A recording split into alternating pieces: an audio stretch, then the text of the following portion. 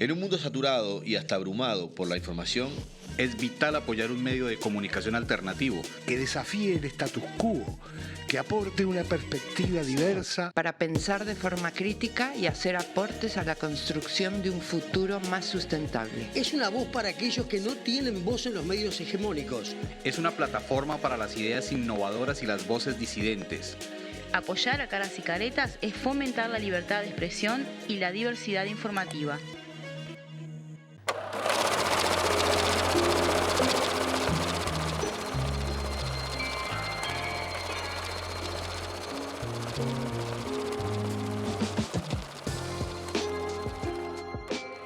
Bueno, muy buenas noches. Estamos otra vez en nuestro podcast de Economía, Dato, Mata, Relato y hoy vamos a volver sobre uno de los temas del año, la reforma de la seguridad social y las primeras etapas de su implementación. Así que bueno, estamos cumpliendo la mayoría de edad, 18 programas. ¿Cómo anda?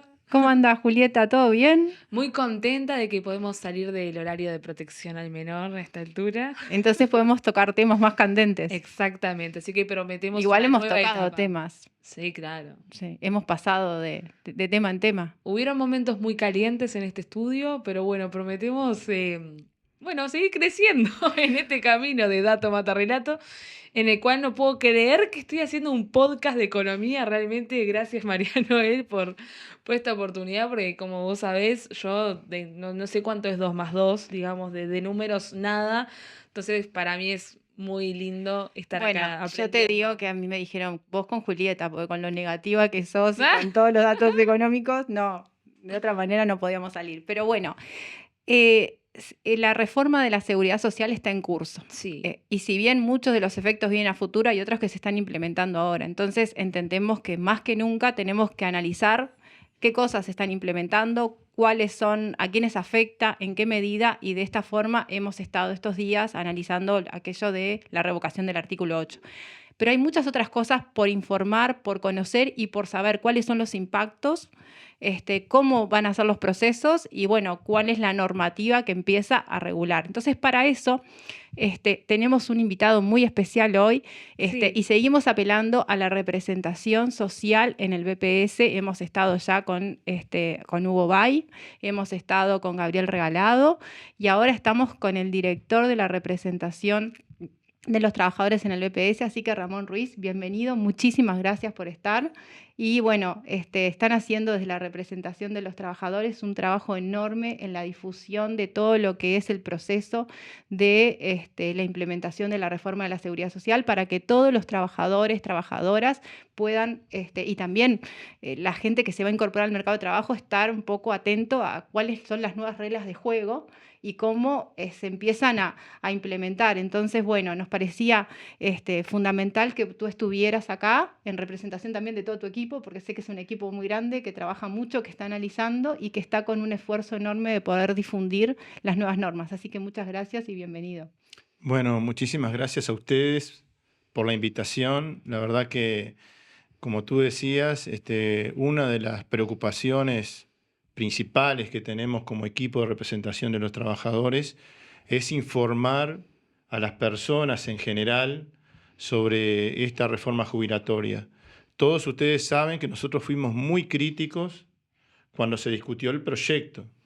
O sea, cuando se discutió el proyecto, nosotros estuvimos primero señalando cuáles eran los temas que nos parecían que no podían prosperar, digamos, producto de nuestro estudio con respecto al contenido del proyecto. Presentamos propuestas, se quiso instalar de alguna manera el relato, ¿no?, de que no teníamos propuestas. Nosotros tuvimos y en varias oportunidades presentamos propuestas, estudiamos mucho, presentamos informes técnicos con mucha rigurosidad que demostraban que las personas van a trabajar más y van a cobrar menos. Y si bien hubo muchas críticas hacia nuestras iniciativas, nadie presentó, digamos, un informe técnico que contrarrestara las cosas que nosotros decíamos. Y ahora nomás, en estos pocos días, ya queda demostrado que muchas personas se pueden perjudicar con esta reforma jubilatoria. Y eso que todavía no empezó a implementarse una cantidad de medidas que van a ser más de mediano y largo plazo. Pero, por ejemplo, de las 310.000 personas que reúnen las condiciones para ser asesoradas por el BPS sobre cuál va a ser su impacto del artículo 8, digamos, cuál va a ser el impacto del artículo 8 en su futura jubilación, bueno, seguramente va a haber unas 260.000 personas que se van a ver perjudicadas. Cuando dijimos que iba a haber muchas personas perjudicadas, se nos dijo que nosotros no estábamos diciendo la verdad. Y ya tenemos, solamente con el tema de la revocación del artículo 8, ya podemos decir cuántas personas se van a perjudicar con esta reforma jubilatoria. Una pregunta, Ramón, ahora que tú tocaste este tema que es sensible, pero aparte es de corto plazo. O sea, la gente tiene que estar informada ahora, porque aparte es como, se condena a futuro, porque es una decisión o por falta de información. El sistema de seguridad social como sistema es un sistema que se implementa para atender la miopía de los agentes y las dificultades para poder generar ingresos a futuro. ¿No hay como un rol que debería tener el Estado de poder garantizar la mejor opción en el marco de los aportes? ¿O quedar librado a estar informado, a poder hacer un trámite? No es muy... es muy negativo, ¿no? Que quede así tan librado. Sí, nosotros desde el mes de junio estamos reclamando y estamos planteando a nivel del directorio del BPS que tiene que haber una campaña informativa, tiene que haber una campaña de información sobre el contenido ahora de la ley, no del proyecto. Ahora hay una ley, es la 20.130. Mucho más responsabilidad. ¿No? Y hay una responsabilidad, tendría que haber una responsabilidad de las autoridades para informarle a las personas sobre el contenido de la ley. Y hemos reclamado esa campaña de información. La verdad, nosotros entendemos que no hay una campaña hoy de información, lo que hay hoy es propaganda para tratar de decir que esta ley resuelve los temas vinculados con la seguridad social. Nosotros queremos una campaña informativa, no queremos, digamos, esto que se denomina ahora en estos spots publicitarios que se están publicando, campaña de bien público. Sí. Esto no es una campaña de bien público porque no informa a la población. Y la representación de los trabajadores tiene la responsabilidad de informar. Por eso no solamente agradecemos esta oportunidad, sino que todas las veces que podemos recorremos el país, organizamos actividades para informar sobre el contenido de la ley. Nosotros fuimos críticos y estuvimos en contra de esta ley, pero ahora tenemos que ser, digamos, muy responsables porque más allá de que no estuvimos de acuerdo, tenemos que informar sobre su contenido. Claro. Por ejemplo, perdona que te interrumpa, Ramón, porque me parece que hay dos cosas muy importantes. La primera es la campaña de bien público que se está haciendo en este momento, pero que no es la primera con respecto a las cuestiones de seguridad social, porque yo recuerdo también que se hizo una campaña muy fuerte también con la baja del IAS, ¿no? También, como que se está volcando en ese sentido, que también, por ejemplo, Saldain, yo recuerdo una de las últimas notas que le hicieron hablando sobre, el plebiscito y todo lo que se está pasando para enfrentar esta reforma. Él, en vez de colocar datos sobre la reforma de la seguridad social o tener una postura de explicar de qué se trata, es anecdótico, ¿no? Pero terminó hablando de que lo apoyaba, estaban en contra de la reforma quienes apoyaban a Cuba, algo que uno lo ve como un troll de Twitter, ¿no? Entonces, yo quería conectar estas dos cosas para preguntarte, en este momento, ¿qué es lo que nos está informando a la sociedad, más allá, por ejemplo, de esto que dijimos puntualmente, lo del artículo 8? ¿Qué otros efectos de la reforma de la seguridad social no se está poniendo sobre la mesa y no se está informando a la sociedad? Bueno, yo creo que lo que hay que decir, por ejemplo, lo que deberíamos decirle a la población, y por lo menos la representación de los trabajadores está tratando de transmitir esto, es que esta reforma no resuelve las dificultades, las necesidades de las personas mayores. ¿no? Eso es lo primero. Esto no mejora la calidad de vida de la gente y de las grandes mayorías de la población. Como decíamos recién, las personas van a trabajar más, en el mejor de los casos van a llegar a los 65 años trabajando y van a cobrar menos. Entonces, se dice en algunos espacios en la prensa de que ahora los jubilados van a tener el derecho a trabajar. Bueno, ese era un poco el tema que hoy nos convocaba, nos parecía que era como, porque se marca como una novedad esto de la compatibilidad entre la jubilación y la posibilidad de trabajar. Y también vimos un spot publicitario en el cual se veía como una buena oportunidad para generar ingresos alternativos. Y entonces nos interesaba conversar específicamente de esto para explicar bien en detalle qué significa, qué implica, que no es una cosa nueva, porque hay sí algunos sectores en los cuales ya existe la posibilidad esta de la compatibilidad entre la jubilación y el trabajo.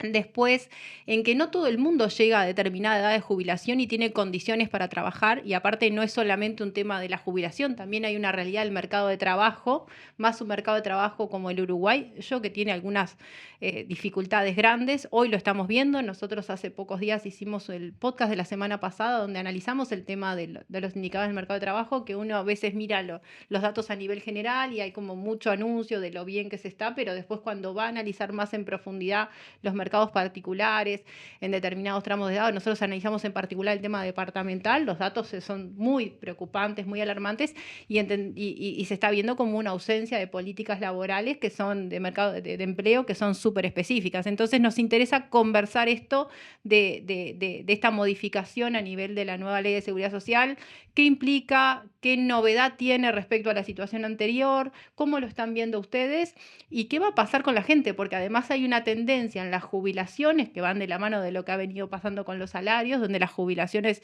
y pensiones han tenido una contracción. Nosotros analizamos el otro día lo del adelanto y lo que significaba y pudimos ver un poquito más en profundidad la tendencia, pero la alternativa de trabajar cuando uno tiene un derecho jubilatorio no debe ser la compensación a la baja salarial y todavía dejarlo librado de las condiciones del mercado de trabajo que tiene debilidades. Entonces, bueno, ese era un poco el tema que nos convocaba y, bueno, conversar eso, qué implica jubilarse y trabajar y qué cambios existen entre el modelo nuevo que estamos ahora y lo que veníamos teniendo.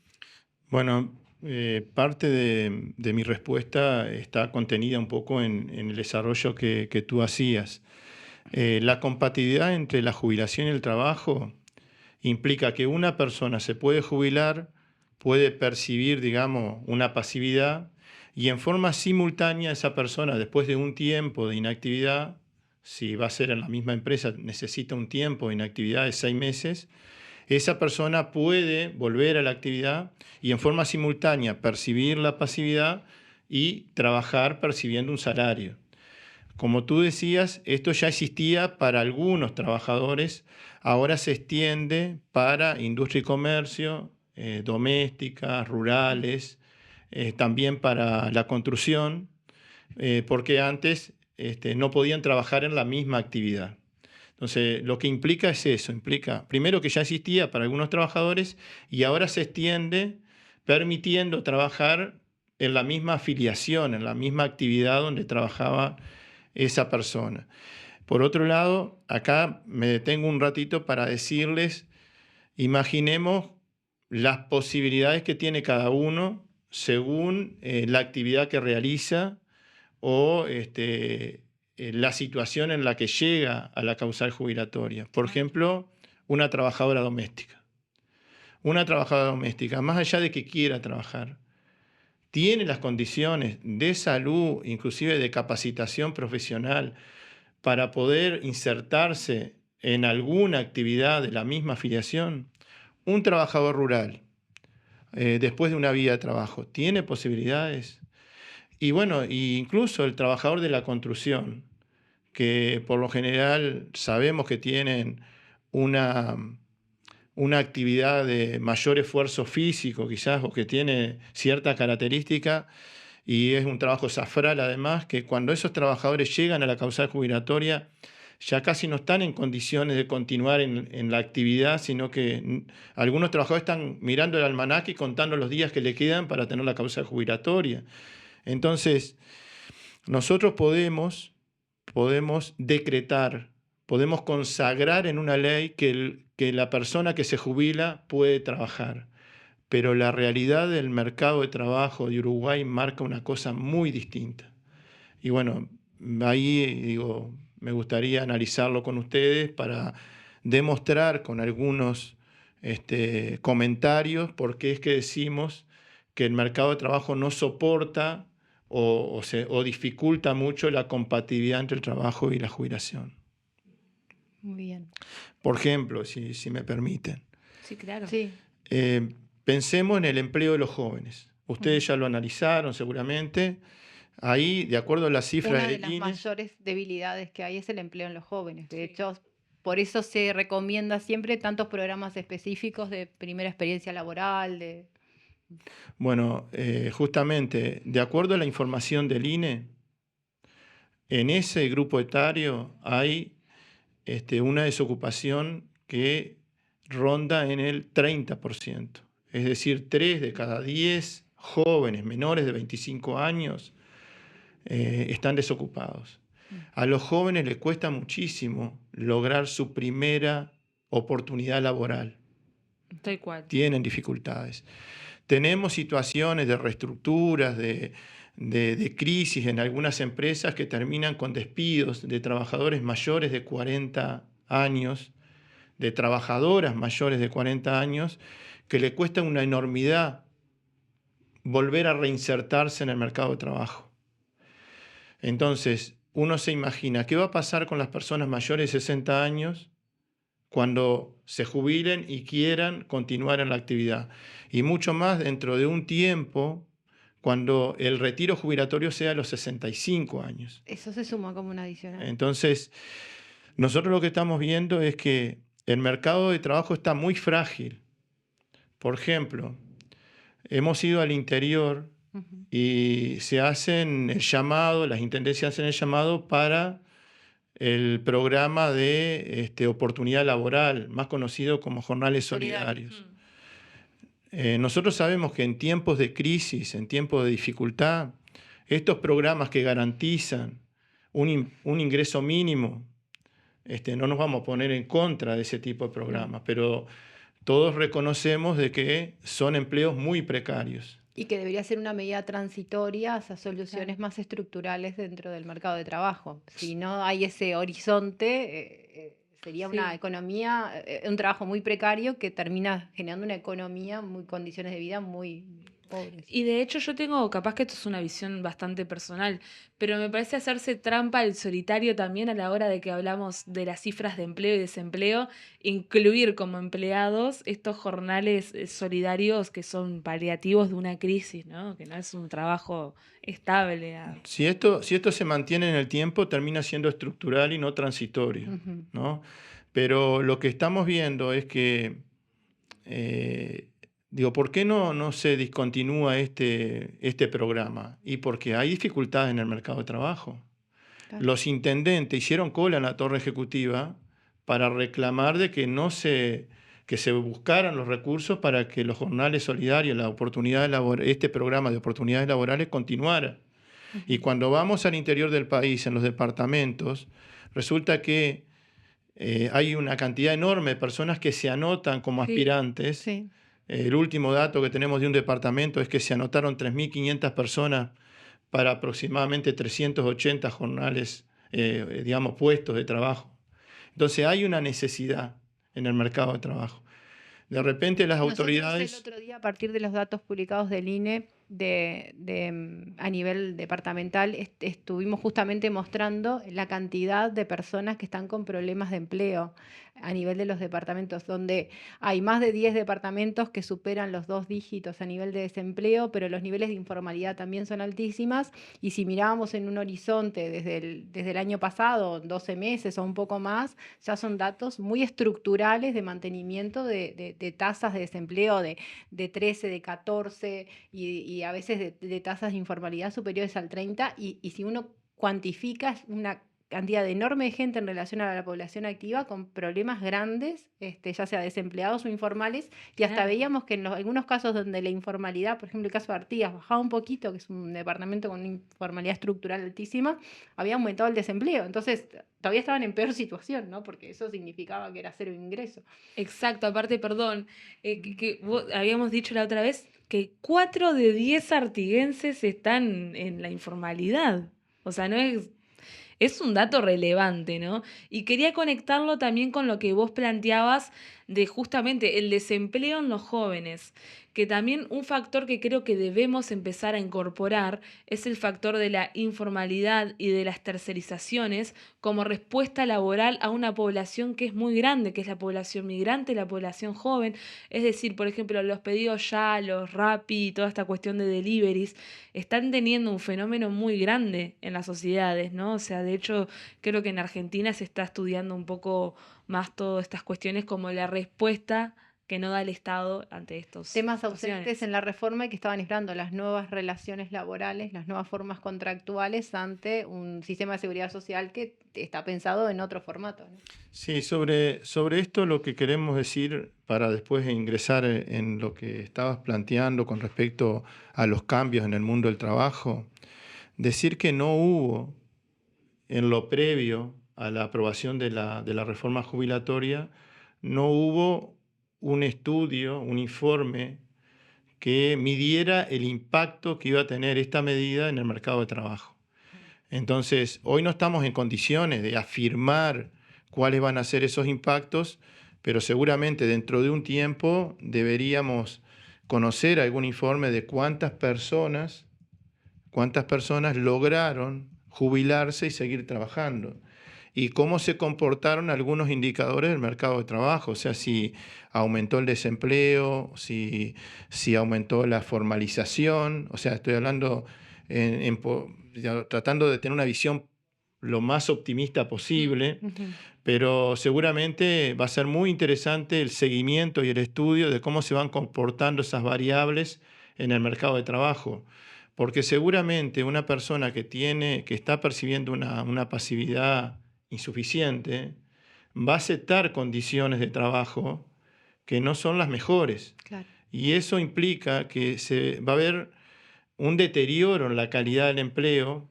porque entre la necesidad que tiene la persona por mejorar sus ingresos y a veces algunos empleadores que quieren bajar los costos laborales, se puede generar una situación no deseada, digamos, en términos de justicia, en términos de Claro. igualdad, de equidad Y de garantías. y de garantías de los derechos. Entonces, lamentablemente no hubo un informe técnico que midiera cuál iba a ser el impacto, porque nosotros decíamos que seguramente si a este mercado de trabajo, que tiene mucha precariedad, que tiene muchas dificultades, que es muy frágil, salen a buscar trabajo un porcentaje, no todos, pero un porcentaje de las personas que se jubilan, pensamos, y de las que ya están jubiladas además.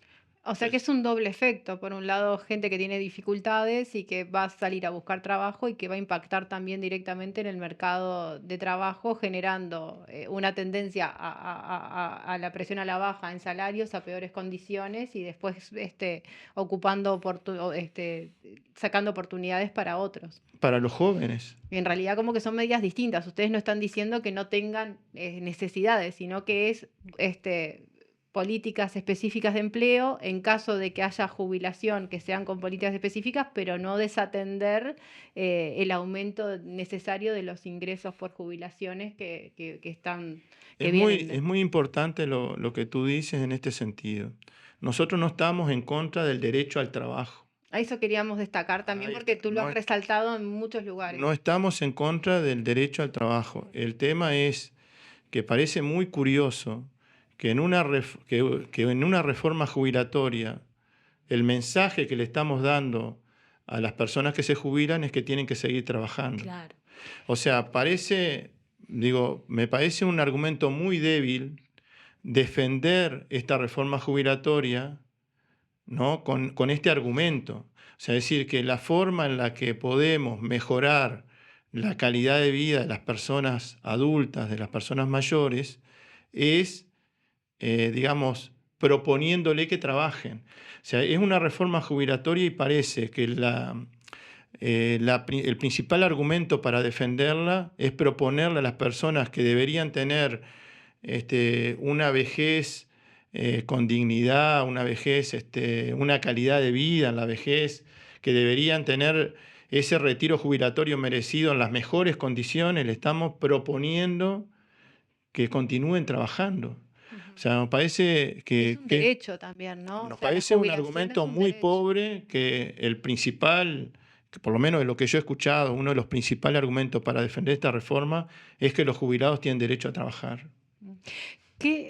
Por una curiosidad más que nada, vos como representante de los trabajadores y que estás siempre recorriendo todo el país y ¿qué te generó ese spot publicitario de eso, del derecho al trabajo y de alguna, de esa imagen que a mí me resultó un poco marketinera? Sí, me parecía como entre una propaganda de perfume, rarísimo era aquello. Yo Bueno, no puedo creer. sobre eso nosotros... Muy bien pensado, parece eso, el mercado de la vejez que tiene esa impronta, pero ¿qué te impactó? Porque a mí me resultó un poco chocante. Bueno, nosotros creemos que el tema de la mayor expectativa de vida que hoy tienen los uruguayos y uruguayas, deberíamos tener una mirada integral sobre ese fenómeno.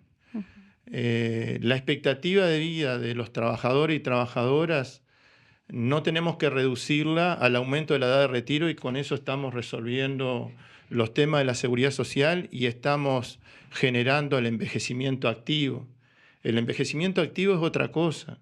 El envejecimiento activo es que incluir a las personas mayores en todas las actividades sociales, culturales, en tratar de que esas personas tengan una buena calidad de vida, es mirarla mirar esa expectativa de vida, eso que es una buena noticia para el país, mirarlo desde el punto de vista de cuál va a ser la calidad de salud, de la atención médica que van a tener, cuál va a ser el sistema de cuidado que le vamos a brindar a esas personas, cómo esas personas pueden, y esa mayor expectativa de vida puede, en lugar de mirarse como un problema, mirarse como una oportunidad para generar empleo, por ejemplo, a través del sistema de cuidados, donde va a haber muchas personas que van a necesitar cuidados y hay muchas personas que no tienen de repente una oportunidad laboral y que van a poder cuidar a alguien, y con eso van a tener una salida laboral producto de esta situación. O sea, no hay que verlo como un problema. Creo que hay que fortalecer. Muy intensivo en mano de obra, además. Por supuesto, porque además, en una charla en la que participé, uno de los especialistas decía que el tema de los cuidados y el tema de los servicios de salud van a ser una de las actividades que menos van a ser afectadas por los adelantos tecnológicos. Entonces, no quiere decir que no haya algún impacto producto de esos avances tecnológicos, pero sí es una oportunidad de empleo que puede tener un crecimiento importante en el futuro, porque va a haber muchas personas que van a necesitar cuidados y nosotros tenemos que preparar, capacitar y generar las condiciones para que mucha gente también tenga oportunidad a través de ese sistema de cuidado que tenemos que profundizar. Tenemos que profundizar el sistema de salud para que esas personas tengan una buena calidad de vida. Y en la medida que tengan una buena calidad de vida, esas personas van a tener ganas de salir a conocer lugares, de integrarse también al circuito del turismo social, de poder generar a través de eso un dinamismo en la propia economía del país, porque son personas que tienen tiempo y muchas de ellas además tienen posibilidades de generar a través de esos servicios trabajo para otros uruguayos. Entonces, el mercado de la vejez hoy es un mercado que está altamente estudiado y que está teniendo un peso importante en las economías. Hay economías más desarrolladas que hay mucho más estudios respecto de esa perspectiva, pero no todas, en realidades como las nuestras, y en muchísimas, no todas las realidades son las mismas, ¿no? Entonces, tú hablabas esto de la esperanza de vida Y yo, un concepto que yo comentábamos antes de empezar, decía, bueno, esto de los nuevos viejos, en Uruguay la realidad de los nuevos viejos no es solo no tiene que ser solo la justificación a la esperanza de vida para volver a trabajar o por aumentar la edad de retiro, sino que puede ser tremendamente injusto y sumar un factor de regresión dentro de un sistema de seguridad social que tendría que ser más justo, vía de que no todos los adultos mayores o no todas las personas en su trayectoria de vida llegan en iguales condiciones a determinada edad ni se mueren a determinada edad. Hay una cantidad de elementos que condicionan esa esperanza de vida y un poco el Estado. Entonces hay que atender esa diversidad más en mercados laborales tremendamente incompletos como son los nuestros o con las debilidades que tenemos en la actualidad. Si no lo vemos en forma integral, Ujú. lo que vamos a hacer es que se van a reproducir y se va a profundizar la desigualdad. Porque los que van a tener más oportunidades para tener compatibilidad entre el trabajo van a ser aquellos que tuvieron una buena trayectoria laboral, que tuvieron un buen salario, que se jubilaron en condiciones, digamos, desde el punto de vista del desgaste físico, muy diferente a alguien que toda la vida tuvo un empleo precario, o que ganó el salario mínimo nacional, que muchas veces estuvo desocupado. No van a llegar, como tú decías, en las mismas condiciones, y en realidad las oportunidades van a ser para aquellos que durante la trayectoria laboral tuvieron más oportunidades que los que no van a poder trabajar. Entonces, hay que mirar el tema del aumento de la expectativa de vida con todos esos aspectos, por ejemplo, los cuidados, el sistema de salud, hasta el tema de la vivienda, el tema de la propia, eso que decíamos, de la recreación, de las actividades sociales, de cómo integramos a nuestros adultos mayores a toda esa, digamos, red de posibilidades que tenemos. En otros países, este tema es un tema que, como tú decías, se ha transformado más en una oportunidad que en un problema. Exactamente. Y yo quería agregar también, porque yo no puedo dejar de ver tampoco la situación de los jubilados a lo largo de estos últimos años, ¿no? Porque también he sabido que el hogar de un jubilado a veces termina siendo el sustento de toda la familia, o de hecho es el hogar donde se genera la alimentación para determinados niños, etcétera, etcétera. Y en ese sentido también, acompañado con, lo tratamos la otra vez con Gabriel Regalado, el famoso adelanto de un 3%, que es la primera vez también que no se reúne el Poder Ejecutivo con ONASPU, que es la organización más grande de jubilados y pensionistas. Y hay un sufrimiento que yo veo con respecto también a lo que fue la pandemia, más toda esta precarización de percibir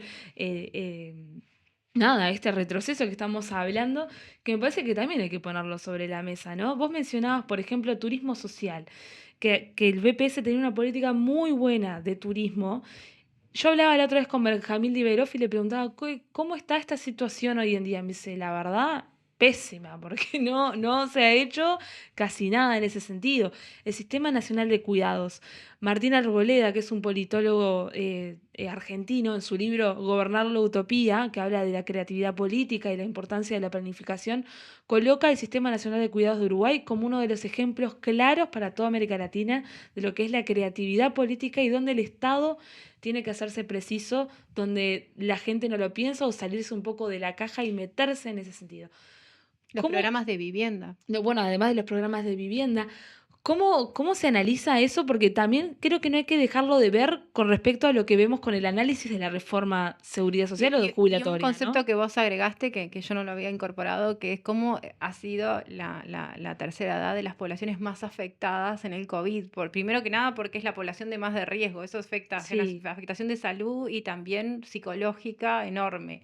El aislamiento de las familias y después otro dato que nosotros queríamos destacar era, bueno, hablamos esto, la posibilidad de trabajar, ¿para qué? Para compensar la pérdida de salario real que han tenido las jubilaciones en los últimos 3 años y que todavía ahora hay una leve recuperación, pero muy lejos está de llegar a lo que ha sido la pérdida, o sea, un poco ese es un centro de preocupación. Y bueno, ahí creo que justamente algunas de las personas que estuvieron trabajando para impulsar esto de la compatibilidad, aunque no lo declararon. Creo que una de las razones fue, bueno, no vamos a poder mejorar las jubilaciones, entonces los jubilados van a estar condenados a tener un ingreso insuficiente, pero pueden trabajar. Inclusive hasta reconociendo que ya hay muchos jubilados que no le alcanza la jubilación y que ya están trabajando informalmente. Entonces es como intentar transparentar esa situación que es lamentable, ¿no? Porque, repito, una persona después de trabajar 30, 40 años tiene derecho a una mejor calidad de vida y deberíamos todos trabajar para garantizar eso. Creo que, digamos, así como trabajamos 4 horas y tenemos derecho a una media hora de descanso, así como trabajamos una semana y tenemos derecho a una pausa de un día y medio, así como trabajamos 12 meses durante nuestra actividad laboral y tenemos 20 días de licencia, luego de trabajar 30, 40 años tenemos derecho al descanso. Yo le digo el descanso del guerrero, el descanso de la persona que luchó toda la vida y que necesita justamente un retiro jubilatorio para disfrutar de la vejez, para realmente sentir esa satisfacción después de una vida de trabajo. Y cuando vamos al interior, mucha gente mayor se acerca y nos dice: trabajé toda la vida y no me puedo jubilar. Y eso, la verdad, que nos causa mucho dolor. No debería pasar eso en un país tan chico, donde podemos encontrar soluciones en la medida de que el Estado intervenga. Si el Estado no interviene, el mercado no va a resolver esto. Un agregado es que también con la reforma se perdieron condiciones para acceder a la jubilación. Hubo un retroceso en eso, por ejemplo, en muchos de los ítems, lo que fue la reforma del 2008. Y en eso las mujeres salieron más perjudicadas también. Bueno, a ver, el actual gobierno eligió ahorrar con los que más necesitan. Un ejemplo de eso es que las personas que se jubilan por discapacidad, antes se jubilaban con una tasa de reemplazo de un 65% y hoy la tasa de reemplazo va a ser de un 45%. Es decir, se equiparó hacia abajo porque esas personas tenían un porcentaje mayor, porque supuestamente si se jubilaban porque tenían algún problema de salud necesitaban un tratamiento médico, necesitaban una atención médica, y eso eleva los costos que tiene esa persona, y por eso se le reconocía un porcentaje mayor que alguien que se retiraba con una jubilación común. Ahora esos jubilados que antes se jubilaban con un porcentaje mayor se van a equiparar a una jubilación común. Pero además, nosotros lo que estamos viendo es que antes esa persona, por ejemplo, que tenía más de 60 años y quizás tenía más de 30 años de trabajo, se podía jubilar igual por discapacidad. Ahora, si tiene la causal jubilatoria, aunque tenga una discapacidad donde se logren los requerimientos para tener esa causal, no le vamos a dar una jubilación por discapacidad, le vamos a otorgar la jubilación común. Y eso es una desmejora, es un retroceso en los derechos que tenían los trabajadores cuando llegaban a esa situación. Una pregunta antes de terminar que nos quedó un poco en el tintero, teníamos al inicio, pero era ¿cómo se implementa esto? Para que la gente sepa cómo se concreta, ¿no? Porque ahora ya está funcionando, ¿no? Sí, no hay que hacer ningún trámite. O sea, la persona se jubila y la persona consigue trabajo y eso es compatible. O sea, el BPS, a pesar de que ha tenido muy poco tiempo para prepararse, sus programas, digamos, los distintos programas informáticos, antes había, digamos, como un impedimento. O sea, si alguien que estaba jubilado... No se podía volver a dar el alta. Seguro, no le permitía, a un empleador no le permitían ingresar como trabajador a alguien que estaba percibiendo una pasividad. Ahora eso, el BPS va a funcionar de otra manera y la persona... ¿Está funcionando eso? Bueno, debería estar ahora a partir del 1 de agosto. A partir del 1 de agosto, con muchas dificultades, a pesar del esfuerzo enorme que hacen los funcionarios, Nosotros tenemos que decir que el BPS, digamos, tuvo muy poco tiempo entre la aprobación de la ley y la implementación de la ley para prepararse. Muy poco tiempo. El BPS, imagínense que tenemos que capacitar al personal, porque hay una ley que tiene más de 300 artículos. Ujú. Y el último día de julio, Y que tiene que reglamentarse también. bueno, el último día de julio se publicaron 6 decretos reglamentarios que en total tienen 200 artículos. Y Ramón, pensando un poco más, el BPS es una institución importantísima, maneja un montón de información y maneja un montón de sistemas que se van acoplando. Entonces me imagino que está la ley, está la reglamentación, está la capacitación de los funcionarios, pero está el ajuste de todos esos sistemas para que lleguen a funcionar en su integración, en las sucursales, en los distintos programas y bueno, y nuevamente capacitar a la gente para... y después poder informar a los usuarios. Y además hay que pensar que esos programas informáticos que hay que actualizar, ajustar, y que no es, parece fácil, pero lleva su tiempo y además también su costo. Y su ¿no? costo. Y su costo, y que realmente estén en condiciones de quedar operativos, no tienen que pensar en los cambios de corto plazo, sino también esos programas tienen que estar preparados para el mediano y largo plazo, porque muchas de las prestaciones que van a tener cambios dentro de 10 años, porque hay un periodo de transición, pero ya tenemos que empezar a tener la información adecuada a lo que va a pasar en el mediano y largo plazo. O sea que los programas se tienen que ajustar no para dar respuestas a los cambios del 1 de agosto o a los cambios del 1 de diciembre, sino que ya tienen que estar preparados esos programas para calcular, por ejemplo, una jubilación común dentro de 11 años, donde va a haber un suplemento solidario, va a haber una tasa de adquisición de derechos, no una tasa de reemplazo.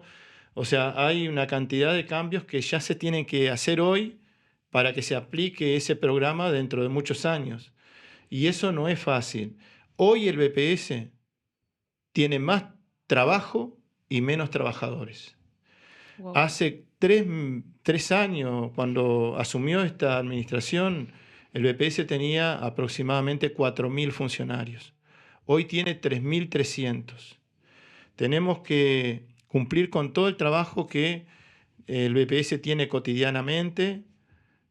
Alguien viene a pedir un seguro de paro, viene a solicitar un seguro de paro, viene a solicitar una pasividad, un seguro de enfermedad, una asignación familiar. El BPS es un montón de cosas, son los pasivos, jubilados, pensionistas, son los activos, son las empresas, es un ente recaudador, maneja una cantidad enorme de información, es de una de las instituciones de mayor completitud y de una fortaleza enorme y que ha tenido cambios enormes. La gente, y parte de los trabajos y los estudios que se hacen son todas informaciones genuinas generadas dentro del propio BPS, que tiene sistemas que siempre han sido muy sólidos, ¿no? Por supuesto, pero a ver, nosotros lo que decimos con esto es que tuvimos poco tiempo.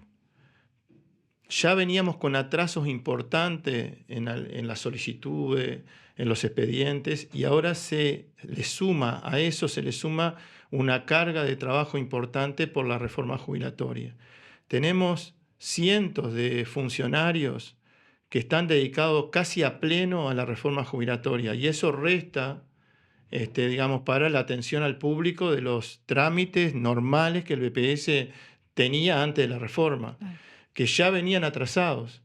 Tenemos sucursales en el interior que tenemos prácticamente el 50% de la dotación de personal que teníamos hace 3 o 4 años. Yo el otro día estuve en la ciudad de Mercedes y estuve también en la ciudad de Minas, y me decían que tenía un atraso enorme en la parte de testigos, digamos. O sea, las personas vienen, declaran años que hay que también hay un plazo ahora. Sí, hay tanta cosa para decir. Ese es otro tema que es importantísimo que la gente sepa. Quizás queda medio desordenado, pero nosotros lo que nosotros estamos, quiero a ver, quebrar una lanza por los funcionarios, porque a veces la persona que va a hacer un trámite de repente termina enojándose con el que da la cara. Y incluso más, a veces terminamos enojándonos con el BPS. Y yo la verdad que más allá del gobierno, más allá de las coincidencias, las diferencias que tenemos con la política, digamos, del gobierno, yo defiendo la institución BPS, defiendo el instrumento, defiendo la herramienta, porque me parece, como tú decías, que el BPS es una herramienta formidable para recaudar de acuerdo a las posibilidades de cada uno y para brindar cobertura y servicios a los que más necesitan, a los que están pasando por alguna contingencia. Entonces, esa herramienta nosotros la tenemos que cuidar y la tenemos que defender. Y tenemos que defender a los funcionarios que están haciendo un enorme esfuerzo por cumplir con una ley que está vigente y con una ley que empieza a estar vigente. Y durante un tiempo importante, esas dos leyes van a convivir. No podemos estar en modo reforma y olvidarnos que hay una ley que ya estaba vigente, que hay que seguir cumpliendo, ni tampoco descuidarnos con la reforma y atender solamente las cosas que tenía la ley 16.713. O sea, entonces yo realmente quiero en eso ser muy responsable y al mismo tiempo muy justo al decir de que el BPS no tuvo el tiempo suficiente para prepararse, para capacitar a la gente y para poder estar a la altura de este desafío. Para muestra basta un botón. La revocación del artículo 8, el BPS tiene que asesorar a las personas entre 40 y 49 años que se afiliaron voluntariamente. Tenía un simulador, pero ese simulador, como cambiaron las reglas de juego, ya no sirve para asesorar. El BPS en este momento está recibiendo las reservas de derecho para ser asesorado de las personas, pero no está asesorando, porque no tiene simulador. Pero hay plazo ahora hasta noviembre. Hay plazo hasta el 30 de noviembre para hacer esa reserva de derecho, pero como no tenemos simulador, porque el simulador que teníamos ya no sirve, se está ajustando, están trabajando, hay funcionarios trabajando en ese simulador, y recién de repente va a estar operativo a fin de año, a principio del otro año, cuando el BPS esté en condición de asesorar, va a empezar a llamar a los que hicieron la reserva del derecho hasta el 30 de noviembre. Es decir, que cuando empiece a funcionar ese simulador, porque hubo poco tiempo entre la aprobación de la ley y cumplir con los plazos que la ley estableció, el BPS cuando empiece a asesorar, ya la gente no va a tener tiempo de pedir el asesoramiento, porque termina el 30 de noviembre. Entonces estas son las cosas que nos preocupan. Tenemos ahora, por ejemplo, algo que nadie habla y que nosotros estamos informándole a las personas, de que todas aquellas personas mayores de 60 años que no se han jubilado aún, tienen 2 años de plazo para declarar todas las actividades anteriores al 1 de abril. Esto es información. Esto es información. Decirle a esas personas que ya desde el 1 de junio, ya pasaron 3 meses, comenzó a correr un plazo de 2 años para que esas personas acrediten, declaren todas las actividades anteriores a 1996. Y nos está informando mucho porque nosotros hemos hecho un panorama de prensa de toda la información y no hemos visto, o sea, justo en esto de la jubilación, esta información no está tan disponible. Nosotros vemos que ustedes han hecho comunicaciones permanentes, pero es cierto que el alcance siempre uno tiene fallas y limitaciones y hay gente, pero también hemos visto algunas cuestiones de prensa con comentarios muy genéricos, esto de trabajar a la vejez como que hay estudios, pero no son concretos o no van a la realidad. Nos duele muchísimo que una persona mayor de 60 años no se entere que tenía un plazo de 2 años para declarar esos años anteriores al 96. Que es un derecho, además. Y eso puede determinar que esa persona no se pueda jubilar. O se jubile recién a los 70 años. Y además que se jubile de repente con una peor jubilación. Yo tengo una última pregunta. No sé, Julieta, si tenés alguna más, pero yo tengo una última pregunta que me interesa mucho. Es usted, desde la representación de los trabajadores, y me imagino que también capaz que con otras representaciones, porque en una época yo conocía que se trabajaba mucho y se coordinaba mucho, y yo tuve la oportunidad ahí de trabajar en un mismo equipo desde las representaciones sociales, y la importancia de la construcción de esa institucionalidad que se creó de la nada y se fue haciendo. ¿qué medidas o qué están pensando ustedes para salvar todos estos problemas que estamos analizando, que tú estás mencionando? Bueno, hoy está más vigente que nunca lo que nosotros afirmamos durante todo el proceso de discusión que hubo de la reforma. Nosotros entendemos que otra reforma en la seguridad social es posible. Tiene que ser una reforma con diálogo. Estás tocando un tema. Con diálogo. No existe una reforma de la seguridad social sin diálogo social. Ese fue un ausente, ¿no? Porque se habló de la comisión de expertos, pero la comisión de expertos no es una comisión de expertos, no necesariamente representativa, pero además en el propio proceso que estaba previsto, cuando parte de la comisión de expertos rechaza el informe de propuesta, quedó en eso y después se siguió muy rápidamente con medidas de tan largo plazo, de tanto impacto y de tantas consecuencias sin los análisis suficientemente rigurosos que implican lo que son la seguridad social, y se terminaron aprobando, y hasta mismo cuando se hicieron cambios a nivel de las cámaras, bueno, fueron más acuerdos políticos que números que impactan mucho en la vida de la gente, ¿no? Una reforma solamente con acuerdos políticos, con una ajustada mayoría o con una mayoría muy, digamos, donde no hay un consenso a nivel político y a nivel social, está condenada al fracaso. Nosotros creemos que dentro de muy poco tiempo el país va a tener que discutir una nueva reforma de la seguridad social. Y repito esto, tiene que ser con diálogo para reunir los mayores consensos posibles. Tiene que ser con mucha rigurosidad técnica, analizando la seguridad social en forma integral.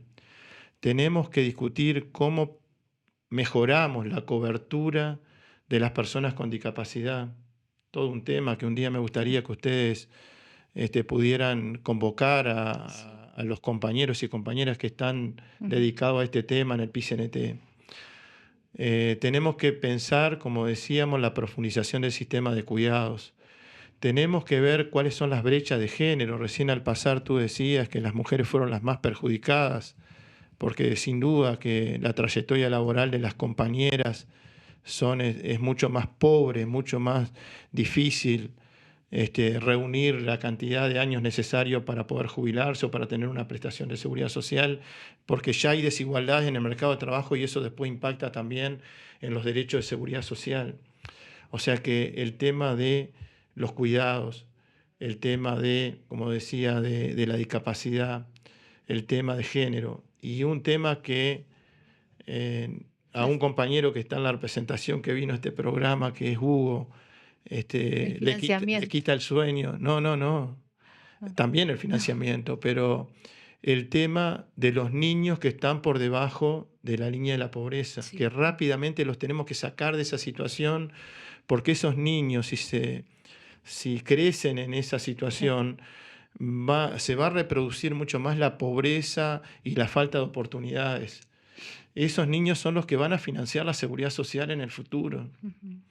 Y cuando hablamos mucho de los cambios en el mundo del trabajo, pero esos niños van a estar en ese nuevo mundo del trabajo, donde la robótica, la automatización del trabajo, donde los avances tecnológicos van a destruir muchos empleos y van a construir otros. ¿No? Uh-huh. Pero hay que estar preparado para esos nuevos empleos que hoy quizás ni los conocemos. Uh-huh.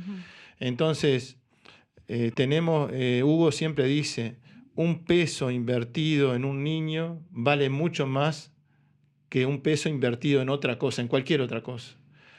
Y bueno, y esto está quizás también unido al financiamiento, pero el financiamiento para ver de dónde se pueden lograr los recursos necesarios para financiar la seguridad social. Porque de última, la discusión más interesante y más importante de todo este tema es cómo se financia la seguridad social.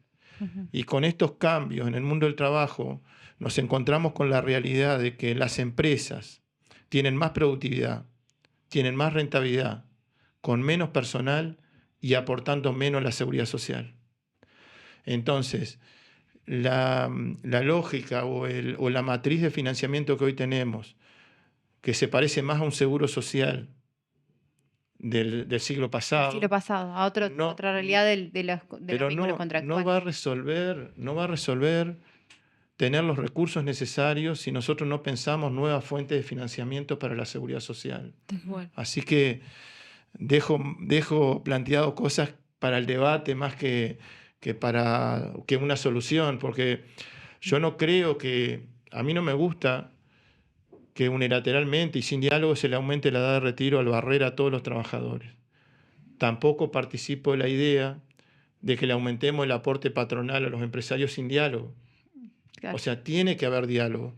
Yo no quiero que esas fuentes nuevas de financiamiento, no creo que se puedan crear sin diálogo. Ujú. Tiene que haber un diálogo social. Tienen que estar los empresarios pensando en forma creativa, como tú decías, Creando los saliendo de la caja para pensar en nuevas fuentes de financiamiento de la seguridad social. y creando los mecanismos genuinos de participación, ¿no? Que Por esos- supuesto, fortalecer la participación social. Mm. Creo que los sectores sociales tienen mucho para aportar. El otro día, en una de las recorridas que hago, yo le decía, Seri, le estaríamos haciendo un flaco favor al gobierno y a los partidos políticos si nosotros dijéramos que está todo bien, si nosotros dijéramos que el mercado de trabajo está fantástico. Porque los sectores sociales justamente juegan el rol de estar más cerca del trabajador, más cerca del jubilado, más cerca del empresario y transmitirle a los gobiernos y a los partidos políticos qué es lo que está pasando, cuáles son sus necesidades, cuáles son sus reclamos, cuáles son sus planteos. Entonces, tenemos que fortalecer la participación social como una herramienta fundamental para transformar la seguridad social. Bien. Bueno, nos dejaste un montón de temas. Sí, Te hay agradecemos un montón de tarea. muchísimo. Y bueno, es un tema que está quedando demasiado abierto por la propia realidad, así que bueno, vamos a tener que seguir profundizando. Nos parecía muy importante. Te agradecemos enormemente las comunicaciones del equipo de la representación de trabajadores permanentes. El otro día hasta escribimos una columna analizando todas tus comunicaciones y diciendo, bueno, la gente tiene que estar al tanto y poder también comunicar en su entorno. Así que Sí. bueno, nos dejás el tema para seguir analizando y muchísimo. Así que bueno, el espacio está abierto para que nos sigan acompañando. Ya es un amigo de la casa, Ramón. Bueno. Ramón es un amigo. El agradecido soy yo y además quiero agradecer a los compañeros que estuvieron ayudándome para venir al programa, porque la verdad que hay todo un trabajo de preparación para tener información de calidad, para poder ordenar inclusive, porque estamos siempre preocupados por mejorar el mensaje para que la gente entienda, porque la gente tiene derecho a saber, tiene derecho a estar informado, pero a veces no sabemos comunicar o no encontramos la forma de comunicar. Y para eso necesitamos ayuda, así que agradecemos a los compañeros que estuvieron ayudándonos para venir al programa y decirte que me quedaron cantidad de cosas que te las dejo.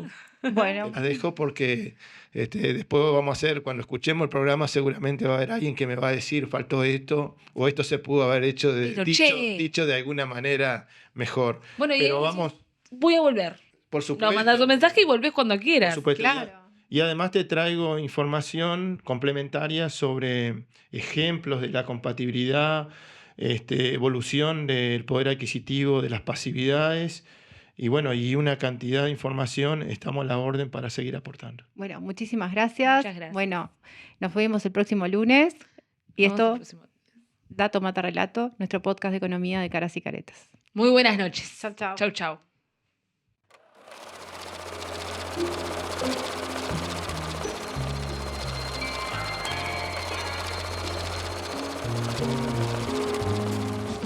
En un mundo saturado y hasta abrumado por la información, Es vital apoyar un medio de comunicación alternativo. Que desafíe el status quo, que aporte una perspectiva diversa. Para pensar de forma crítica y hacer aportes a la construcción de un futuro más sustentable. Es una voz para aquellos que no tienen voz en los medios hegemónicos. Es una plataforma para las ideas innovadoras y las voces disidentes. Apoyar a Caras y Caretas es fomentar la libertad de expresión y la diversidad informativa.